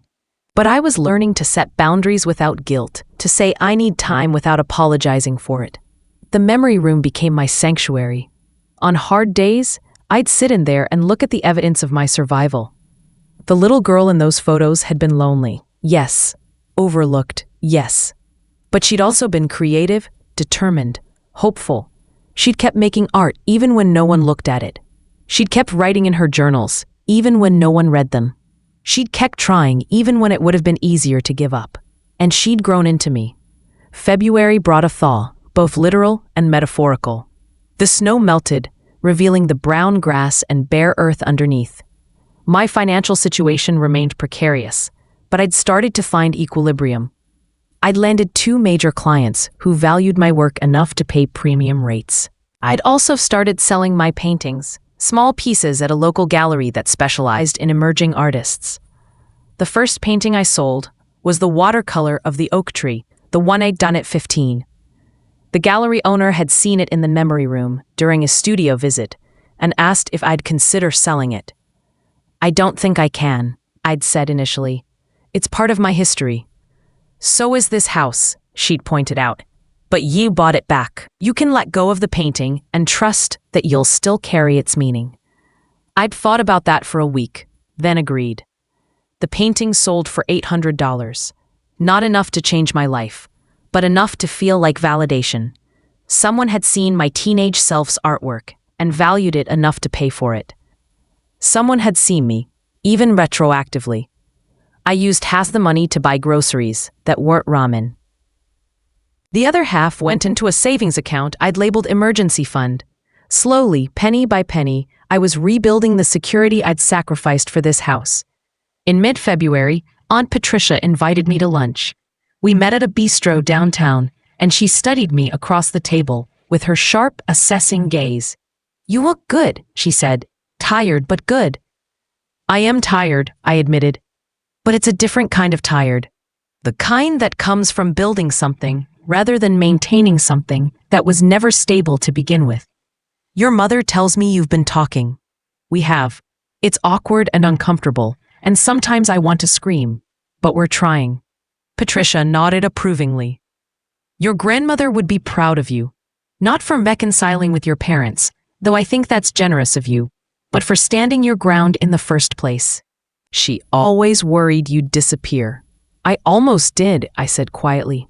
If they hadn't tried to sell that house, I might have just kept shrinking until there was nothing left of me. But they did, and you didn't. Patricia reached across the table and squeezed my hand. Sometimes the worst things people do to us become the catalyst for our salvation. After lunch, I drove to the cemetery where my grandmother was buried. I hadn't visited since her funeral 5 years ago. It had always felt too painful, too raw. But now I walked to her grave and sat on the cold ground beside her headstone. Hi, Grandma, I said to the engraved marble. I did something with the money you left me. Something you probably would have told me was crazy, but also something I think you would have understood. I told her everything, about overhearing my parents, about the planning and the purchase, about the confrontation and the aftermath, about the memory room and the paintings and the slow, painful work of rebuilding both my life and my relationship with my parents. I don't know if we'll ever be a normal family, I said, whatever that means. But I know I'm not invisible anymore. Not to then, and more importantly, not to myself. A bird landed on her headstone, a cardinal, bright red against the gray stone. It tilted its head, looking at me with one dark eye, then flew away. I took it as her blessing. March came in with rain and the first hints of spring. Crocuses pushed through the soil in the front yard, purple and yellow against the brown earth. I hadn't planted them. They must have been there for years, dormant, waiting for the right conditions to bloom. I felt a kinship with those flowers. My parents invited me to dinner at their new condo, and I accepted. It was the first time I'd seen their new place, and I was surprised by how small it was. Not cramped exactly, but minimal. 2 bedrooms, a galley kitchen, a living room with a balcony overlooking the city. "It's different from the house," Mom said, watching my face. "It's nice," I said honestly. "Very you." We ate chicken and rice at their small dining table, and the conversation was stilted at first. But Dad asked about my painting, actually asked follow-up questions. And Mom wanted to see photos of the memory room. I showed them pictures on my phone, watching their faces as they saw what I'd created. "It's beautiful," Mom said, her voice thick. "Emma, it's so beautiful. You made your childhood into art," Dad said. That's something." After dinner, Mom walked me to the door. "Can I ask you something?" "Sure. Do you hate us?" I considered the question carefully. "No, I don't think I ever hated you. I was angry, yes. Hurt, definitely. But hate? That would require you to be the villains of my story, and you're not. You're just people who made mistakes. Big ones, but still just mistakes." "That's very generous." "It's not generosity, it's clarity." I pulled on my coat. "I spent so long trying to figure out why you didn't see me. And I realized it wasn't about me at all. You were looking at your own reflections, your own needs, your own stories. I was just the backdrop. And now you're looking at me. Finally. And that's enough to start with." I drove home through the spring rain, my windshield wipers keeping rhythm with my thoughts. The house welcomed me back, warm and lit from within. My house. My sanctuary. My proof that I could save myself. Inside, I made tea and sat in the memory room, looking at the walls I'd curated so carefully. This room had been created from pain, yes, but also from love. Love for the child I'd been, for the history I'd fought to preserve, for the woman I'd become. My phone buzzed with a text from Mom. "Thank you for coming tonight. It meant more than you know." I typed back, "Thank you for inviting me." It was a small exchange, formal and careful, but it was honest. And right now, honesty was more valuable than warmth. By April, I'd been living in the house for 6 months. 6 months of learning to be alone without being lonely. 6 months of building a life that was entirely mine. 6 months of healing, slowly and imperfectly. The memory room had become something unexpected, a tourist attraction in a way. Other people who'd grown up in the neighborhood had heard about it through the rumor mill. Small town gossip traveled fast, and had asked if they could see it. I'd started hosting small viewings, opening my home to strangers who wanted to see what I'd created. They came and walked through slowly, reading the labels, studying the photos, and many of them cried. "This is every childhood," one woman said, standing in front of my 9th grade journal. "Everyone who ever felt invisible. It's specific to me," I'd said. "But I guess the feeling is universal." The viewings became monthly events. I charged nothing, asked for nothing. I just opened my door and let people witness what I'd built from my pain. And something magical happened. They started sharing their own stories, about parents who didn't see them, about childhood spent trying to be enough, about the moment they decided to stop shrinking. Tyler joked that I'd accidentally created a therapy group disguised as an art installation. "Maybe that's what art is supposed to be," I'd replied. My painting had evolved too. I'd moved beyond the house, beyond my personal history, and started creating pieces about universal experiences of being overlooked. A series called Invisible Children featured portraits of people in moments of loneliness. A child eating lunch alone. A teenager standing outside a locked door. An adult sitting in an empty room. The local gallery had given me a show in May, and to my shock, nearly every piece sold. Not for huge amounts. I wasn't making a living from art yet, but enough to feel validated. Enough to know that my voice, when I used it, resonated with others. At the opening, my parents came. They stood in front of each painting, reading the descriptions, taking their time. When they got to the final piece, a portrait of me as a child, standing in front of the house on Maple Street, holding a for sale sign, Mom started crying. "Is this how you saw yourself?" she asked. "Sometimes," I admitted. Like I was always about to be sold off, relocated, replaced. "We did that to you," Dad said quietly. "We made you feel disposable." "You made me feel convenient," I corrected. "There's a difference. Disposable means you throw something away. Convenient means you keep it around but don't think about it much." They stood there, absorbing that truth. Around us, other people circulated through the gallery, admiring the work, discussing the pieces. My work, my voice, my truth, finally spoken in a way people could hear. After the show, Tyler took me out for celebratory drinks. "You know what you've done, right?" he said, clinking his glass against mine. "Sold some paintings? No. You've turned your revenge into revolution.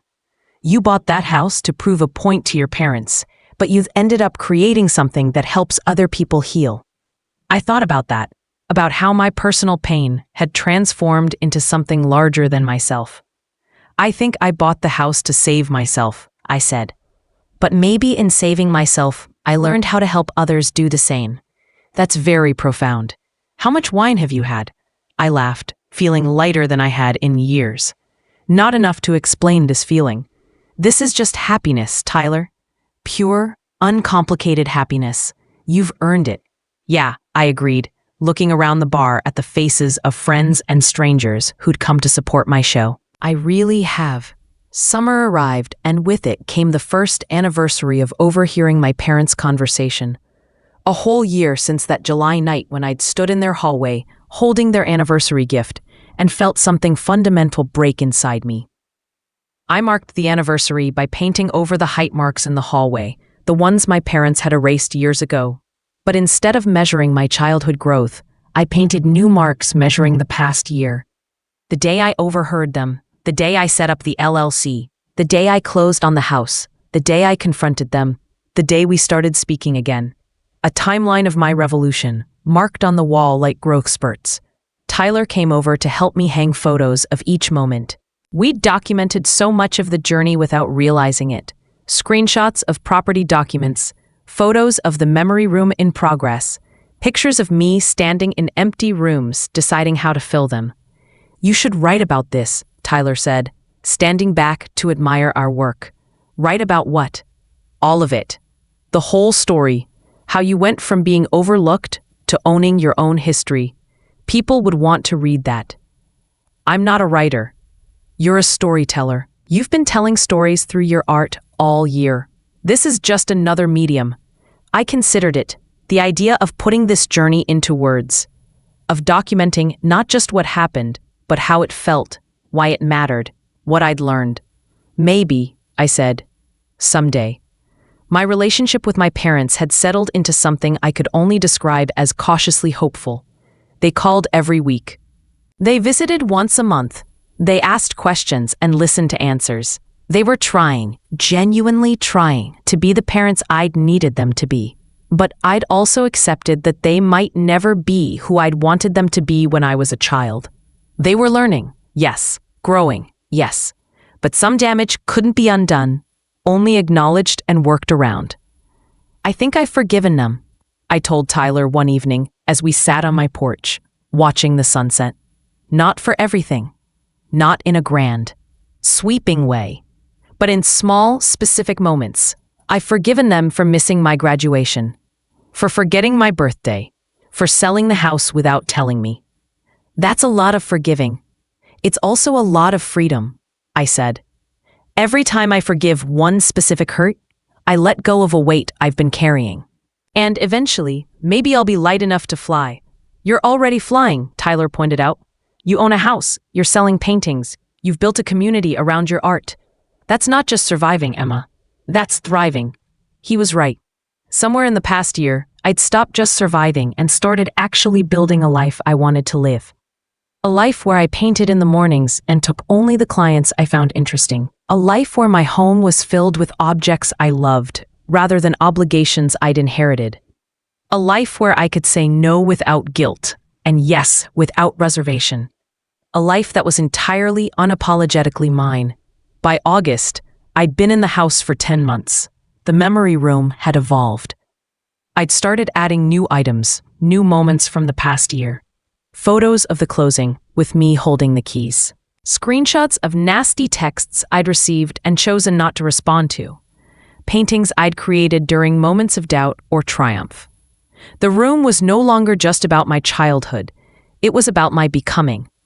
I hosted another viewing in August, and this time over 50 people came. They crowded into the small room, reading labels, sharing stories, crying and laughing in equal measure. A woman named Jessica approached me afterward. "I need to buy my childhood home," she said, her eyes bright with determination. "My parents are downsizing, and they were going to sell it without telling me, just like yours. But after seeing what you've done, how you fought for your history, I realized I need to fight for mine." "Can you afford it?" I asked, remembering my own financial calculations. "Barely. But you're right. Some things are worth more than money. Some things are worth risking everything for." Over the next few months, 3 more people contacted me with similar stories. They'd seen the memory room, heard my story, and decided to fight for their own histories. I became an accidental advisor, helping them navigate the emotional and financial complexities of reclaiming their childhoods. "You've started a movement," Victoria said when I met her for coffee one September afternoon. "I started a conversation," I corrected, "about the importance of honoring where we come from, even when, especially when, the people who raised us don't. It's powerful work, Emma. It's personal work that happened to resonate with others," I said. "I never intended to be anyone's inspiration. That's what makes you the perfect inspiration. You didn't do this for recognition. You did it for survival." My parents attended the September viewing. I hadn't invited them specifically, but I'd mentioned it in passing, and they'd shown up. They stood in the back of the crowd, watching people engage with my history, their history too in a way. Afterward, as people filtered out, they approached me. "Can we talk?" Dad asked. We sat on the porch, their old porch, now mine, and watched the street as evening fell. The oak tree's leaves were just starting to turn, hints of gold among the green. "I understand now," Mom said quietly, "why you bought this house, why it mattered so much. Do you? You weren't just buying real estate. You were buying proof that you existed, that you mattered, that your childhood was real and valuable, even if we treated it like it wasn't." I nodded, surprised by her insight. "We robbed you of that," Dad continued. "We treated your history like it was disposable because we were so focused on our future, our plans, our next chapter." "You did," I agreed. "But I took it back." "You did," Mom said, reaching over to squeeze my hand. "And in doing so, you taught us something we should have known all along. Children aren't just extensions of their parents. They're whole people, with their own histories, their own needs, their own inherent value." "That's a very therapy-sounding insight," I observed. "We've been going," Dad admitted, "to therapy, couples therapy and individual, trying to understand how we became the kind of parents who could lose their daughter without noticing. And we're learning that we were so focused on not being our own parents that we forgot to actually parent you. We were so busy avoiding their mistakes that we made new ones."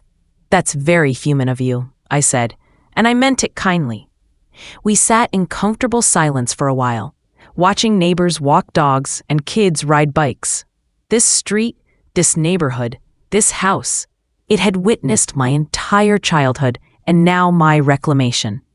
It held all my ghosts and all my growth. "I'm proud of you," Mom said suddenly. "Not for buying the house, though that took incredible courage. I'm proud of who you've become, someone who fights for what matters, someone who refuses to be erased, someone who turns pain into art." Thank you, I said, and felt tears prick my eyes. That means more than you know. October arrived with crisp air and falling leaves. A year since the closing. A year since I'd walked into that conference room and changed everything. I marked the anniversary by hosting a party at the house. Not a viewing, but a celebration. I invited everyone who'd been part of my journey. Tyler, Victoria, Aunt Patricia, the gallery owner, the people who'd attended viewings, the ones who'd been inspired to reclaim their own histories. And I invited my parents.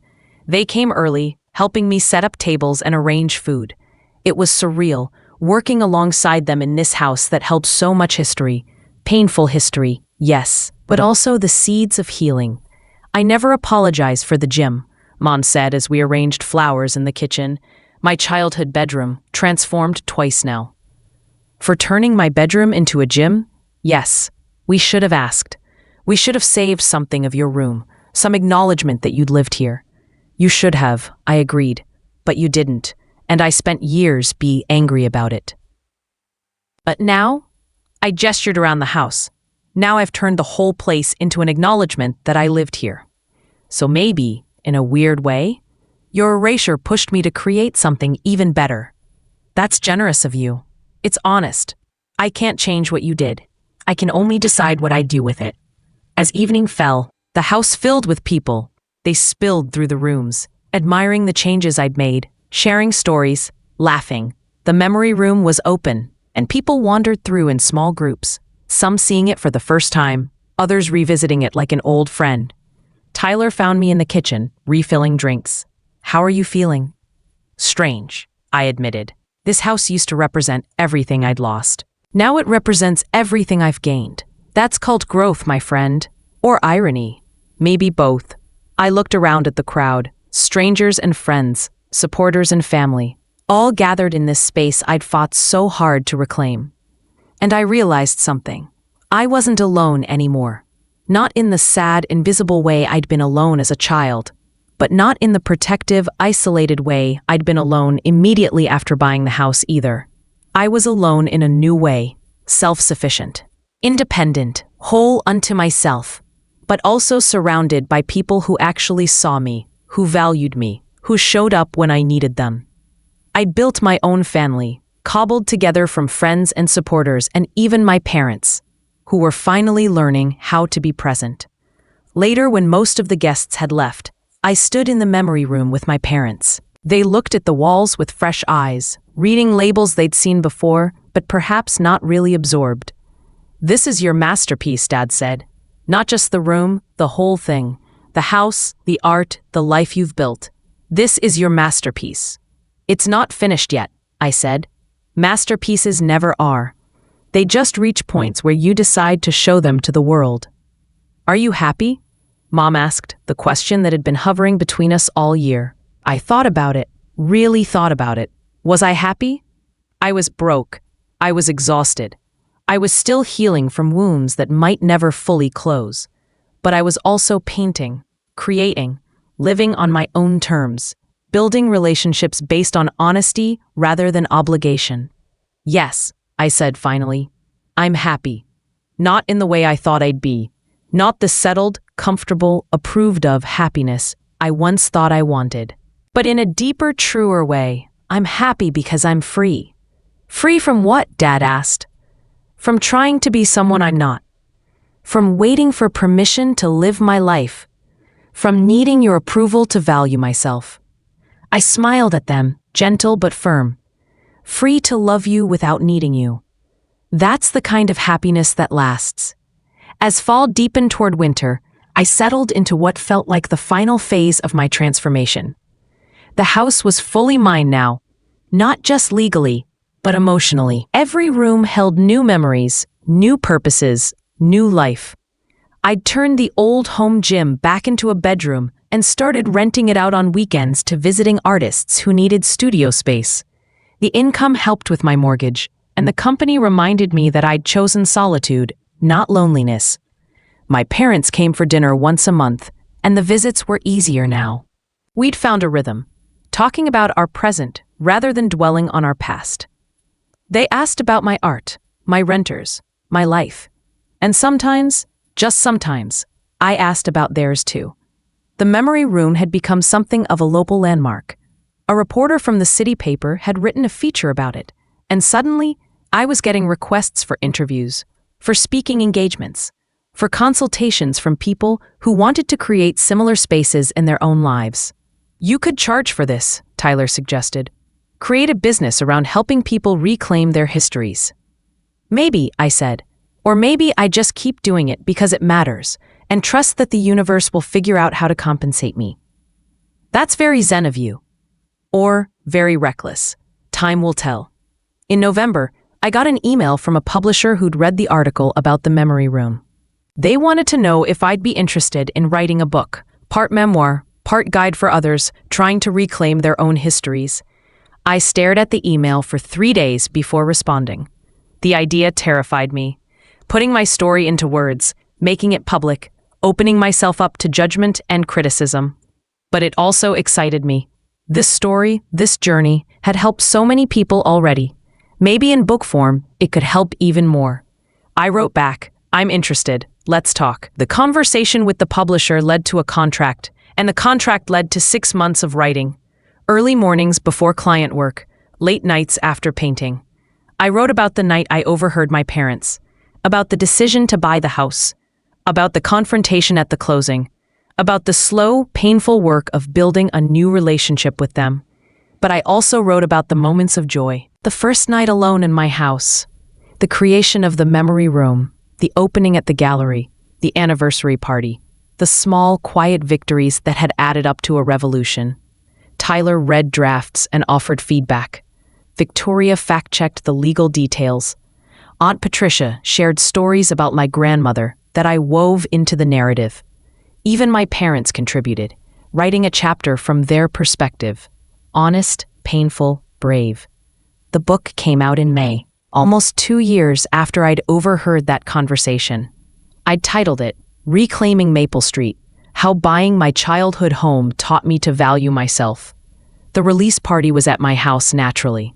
We set up tables in the backyard, under the oak tree where I'd climbed as a child. Over 100 people came, friends, family, supporters, strangers who'd read the early reviews and wanted to meet the woman who'd turned revenge into revolution. I stood under that tree, holding a copy of my book, and felt the weight of the journey. From invisible daughter to property owner to author. From someone who'd made herself small to someone who'd claimed her full space in the world. Speech, someone called out, and the crowd quieted, turning toward me expectantly. I hadn't prepared anything, but words came anyway. 2 years ago, I stood in my parents' hallway and overheard them planning to sell this house without telling me. In that moment, I felt something break inside me. Not dramatically, but quietly. Like ice cracking. And I had a choice. I could let it break me, or I could use the broken pieces to build something new. I paused, looking around at the faces watching me. My parents, standing near the back, holding hands. Tyler, grinning proudly. Aunt Patricia dabbing her eyes. I chose to build. And what I built was this. I gestured at the house, the memory room, the gathered crowd. A life that's entirely mine. A space where I'm not the convenient daughter or the overlooked child or the good girl who never complains. I'm just me. Fully, completely, unapologetically me. This house was supposed to be my revenge, my proof that I mattered, but it became something bigger than that. It became a home, a sanctuary, a reminder that we teach people how to treat us, and sometimes teaching them requires us to first teach ourselves our own value. So thank you all for being here. Thank you for witnessing my journey. Thank you for sharing your own stories. Thank you for believing that our histories, messy and painful and imperfect as they are, deserve to be honored, preserved, and yes, reclaimed. I raised my glass to reclaiming, to rebuilding, to refusing to be erased, to reclaiming. The crowd echoed, glasses raised, voices strong. The party lasted until well after dark. Conversations flowing like wine under the strung lights. Tyler had helped me hang. And somewhere in the middle of it all, My mother found me alone in the kitchen, refilling water pitchers. "Can I tell you something?" she asked. "Of course. When you bought this house, I thought you were trying to hurt us, to punish us for being bad parents. And maybe part of you was. Maybe," I agreed. "But reading your book, seeing what you've built here, I realize you weren't trying to hurt us at all. You were trying to save yourself. And in saving yourself, you accidentally saved us too." "How did I save you?" "You forced us to see what we'd been missing. You held up a mirror and made us look at who we'd become. People who loved without noticing, who provided without connecting. We were so afraid of becoming our own parents that we became something worse. We became absent." She took my hand, her grip firm and warm. "So thank you. For fighting back, for refusing to disappear. For teaching us that love isn't just intention. It's attention. It's action. It's showing up, even when it's hard." I hugged her then, really hugged her, and felt something settle in my chest. Not forgiveness. I'd been giving that in pieces all along. But something deeper. Acceptance, maybe, of who they were, who I was, and who we might become together. The book did better than anyone expected. It hit the regional bestseller list, then the national one. I was invited to speak at conferences, on podcasts, at universities. The story of the woman who bought back her childhood home resonated with thousands of people who'd felt invisible in their own families. I received hundreds of emails from readers. They told me their own stories of being overlooked, dismissed, erased. They sent photos of their own memory rooms, their own reclaimed spaces. They shared tearful stories of confronting their parents, setting boundaries, choosing themselves. "You've become the voice of forgotten children everywhere," a therapist wrote to me. "Thank you for saying what so many couldn't." But success brought complications. Suddenly, I was busy, really busy. Book tours and speaking engagements and consulting sessions filled my calendar. My painting, which had sustained me through the darkest times, got pushed to the margins. My client work, which paid the bills, became an afterthought. Tyler noticed first. "Emma, you're burning out. You're doing too much." "People need me," I protested. "People need you to be healthy and present, not exhausted and resentful." He set down his coffee and looked at me seriously. "You fought so hard to build a life on your own terms. Don't let success trap you the same way your parents' expectations did." He was right, of course. I'd escaped one cage only to build another, this time made of obligations I'd chosen but couldn't sustain. I'd said yes to everything because I was so grateful people finally wanted to hear me, finally valued what I had to say. But in saying yes to everyone, I was saying no to myself. So I started saying no. No to speaking engagements that didn't excite me. No to consulting sessions that drained me. No to opportunities that looked good on paper but felt wrong in my gut. And in the space those no's created, I said yes to painting. Yes to quiet mornings in my studio. Yes to walking through my neighborhood without purpose. Yes to sitting in the memory room, not curating or hosting. Just being with my own history. My parents noticed the change when they came for dinner one Sunday. "You seem lighter," Dad observed. "I'm learning that success isn't the same as fulfillment," I said. The book succeeded. The speaking engaged people. But what fulfills me is painting, writing, being in this house. So I'm protecting those things, even if it means turning down opportunities. "That's wise," Mom said. "We spent so long chasing success that we forgot to ask if it made us happy." "Are you happy now?" I asked. "In your condo, in your retirement, in your new life?"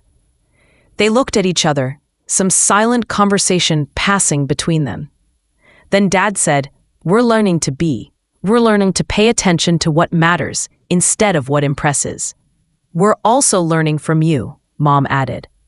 "Watching you set boundaries, prioritize your joy, choose yourself, it's teaching us how to do the same. So we're all learning together," I said. "Better late than never." "Better late than never," they agreed. 3 years after I overheard that conversation, I woke up in my house on Maple Street and felt something I'd been chasing my whole life: peace. Not the excitement of revenge or the validation of success, just peace. The quiet, steady knowledge that I was exactly where I was supposed to be, living exactly the life I was meant to live. The house had changed again. The memory room was still there, but I'd added to it. Photos from book signings, articles about my work, letters from readers who'd been touched by my story. It had evolved from a museum of pain into a celebration of transformation. I'd also converted the garage into a proper art studio, a space where I could paint without worrying about making a mess or disturbing anyone. My work had evolved too, becoming less about pain and more about possibility. I painted gardens growing through concrete, birds escaping cages, children stepping into light. My relationship with my parents had settled into something I never thought possible: genuine friendship. We talked weekly, not out of obligation, but because we actually enjoyed it. They'd learned to ask questions and listen to answers. I'd learned to share my life without needing their approval. We'd never be the family I'd wanted as a child. That chance had passed. But we'd become something better. People who'd faced their failures, owned their mistakes, and chosen to grow. Tyler came over one Saturday with coffee and pastries, our standing tradition. We sat on the porch, his favorite spot, and watched the neighborhood wake up. "Do you ever regret it?" he asked. "Spending everything on this house?" "Sometimes," I admitted. "When my bank account is empty and I'm eating ramen for dinner. When I'm choosing between fixing the furnace or buying new art supplies. When I realize how much easier my life would be if I'd just let them sell it and moved on. But then I walk through these rooms and remember who I was before I bought them back. I remember the woman who made herself small, who swallowed hurts, who waited for permission to value herself. And I think, I would pay twice as much never to be her again." "That's your quote," Tyler said. "The one they'll put on your gravestone someday. I would pay twice as much never to be her again." I laughed. Morbid, but accurate. "So what's next?" he asked. "You've reclaimed your house, confronted your parents, written a book, changed people's lives. What does Emma do for an encore?" I thought about it, really thought about it. What did come next? I'd achieved everything I'd set out to do and more. I'd turned my pain into purpose, my anger into art, my invisibility into influence. "I think," I said slowly, "I just live. I paint, I write. I exist in this space I fought so hard to reclaim. I help others when I can, rest when I need to, and stop measuring my worth by my productivity." "That's revolutionary," Tyler said. "What is?" "Choosing to just be. In a world that demands we constantly become more, do more, achieve more, choosing to just exist and be satisfied with that is radical." "Then I guess I'm a radical," I said, smiling. "Who knew?" Confrontation, no sudden revelation, no perfectly tied bow. Instead, it ends the way most real transformations do: quietly, gradually, with the simple accumulation of days lived on my own terms. It's been 5 years since I overheard that conversation. 5 years since I stood in my parents' hallway and felt something fundamental shift inside me. The house on Maple Street is fully mine now, not just in deed, but in spirit. Every room bears my fingerprints. Every wall holds my story. A memory room remains, but I've added a new section I call the Becoming Wall. It documents everything that came after: the confrontation, the reconciliation, the book, the speaking engagements, the quiet moments of peace I found in simply existing. It's a reminder that our stories don't end with our wounds. They continue, evolve, transform into something we never expected.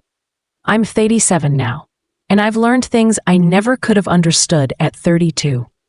When I was standing in that conference room, watching my parents' faces as I revealed myself as the buyer, I've learned that revenge, when it's done right, isn't about hurting others.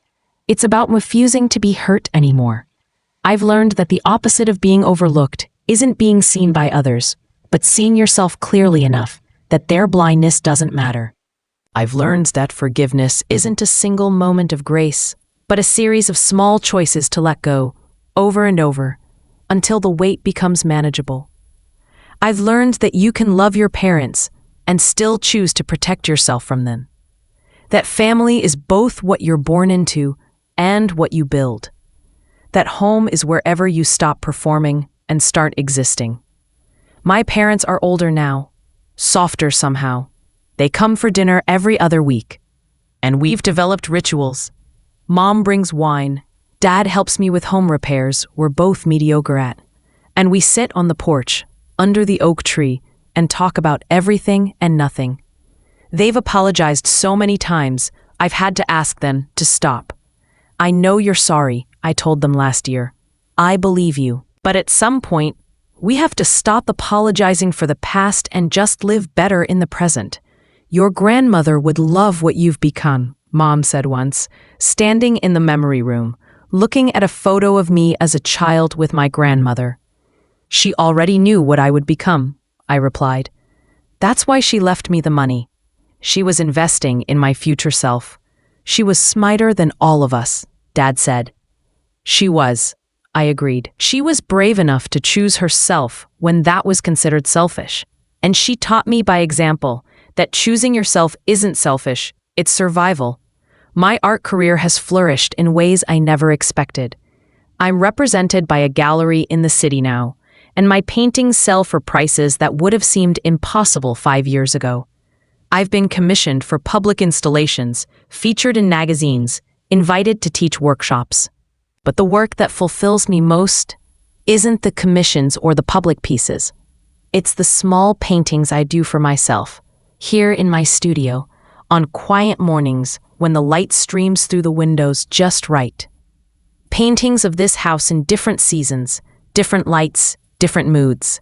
Paintings that document not what the house looks like, but what it feels like to finally be home.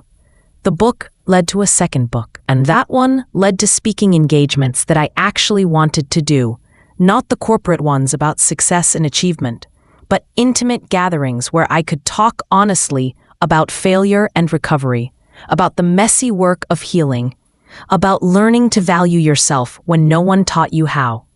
I started a foundation last year, the Maple Street Project, that helps people reclaim their histories. We provide grants to those who want to buy back childhood homes, or create memory rooms, or preserve family histories that were at risk of being lost. It's small still, funded by my book royalties and speaking fees, but it's growing. Tyler serves on the board, naturally. You've turned your personal revenge into a social movement, he likes to say. That's very on-brand for you. It was never about revenge, I always reply. It was about reclamation. Same thing, different marketing. Maybe he's right. Maybe there's no clean line between revenge and reclamation, between getting even and getting whole. Maybe they're all just different words for the same fundamental act, refusing to accept erasure. I still eat ramen sometimes, when money is tight. I still worry about the furnace breaking, or the roof leaking, or some unexpected expense wiping out my carefully rebuilt savings. Buying this house was financially reckless, and I live with the consequences of that choice every day. But I've never regretted it, not once, not even on the hardest days, when I'm exhausted and broke and wondering if I made a terrible mistake. Because this house, this beautiful, imperfect, expensive symbol of my refusal to disappear, gave me something more valuable than financial security. It gave me myself. The woman who overheard her parents planning to sell her childhood home was lost. Not dramatically, not obviously, but slowly eroding away, piece by piece, until she was barely there at all. She'd learned to make herself small, convenient, easy. She'd learned that wanting things was selfish, and expressing hurt was dramatic, and asking for attention was needy. She'd learned, essentially, not to exist too loudly. But the woman standing here now, in this kitchen where she once helped her mother bake cookies while being told not to make a mess, in this house she fought to reclaim, this woman exists loudly, proudly, without apology. This woman paints at dawn and writes at midnight, and says no without explaining why. This woman hosts strangers in her memory room, and cries in front of her parents, and admits when she's struggling. This woman charges what she's worth and asks for what she needs, and walks away from things that diminish her.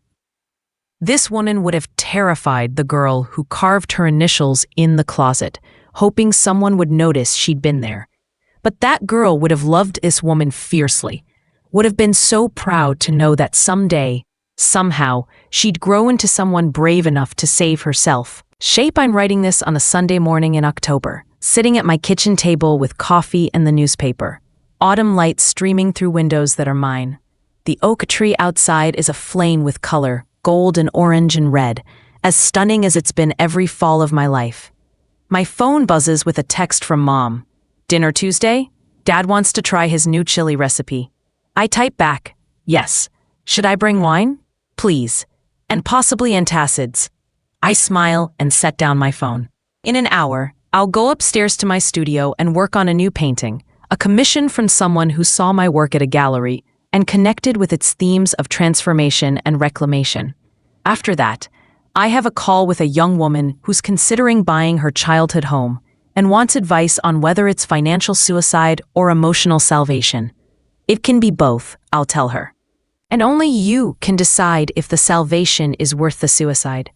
But right now, in this moment, I'm just sitting in my kitchen, drinking coffee, reading the newspaper, existing in the house I saved and the life I built and the peace I fought for. And that's enough, more than enough. It's everything. If there's a moral to this story, it's not about revenge or justice or getting even with the people who hurt you. It's something simpler and harder than that. Sometimes, loving yourself means disappointing everyone else. Sometimes saving yourself means spending everything you have. Sometimes, the only way to move forward is to reclaim what was taken from you, not to live in the past, but to build a future that honors all of who you are, including the parts that were overlooked. My parents sold my childhood home without telling me. The buyer's name shocked them because it was mine. But what shocked them more, I think, was realizing that the daughter they'd dismissed had become someone they'd underestimated. Someone who valued herself enough to fight back. Someone who knew her worth even when they'd forgotten it. Someone who refused to be convenient anymore. I didn't buy this house to hurt them, though it did.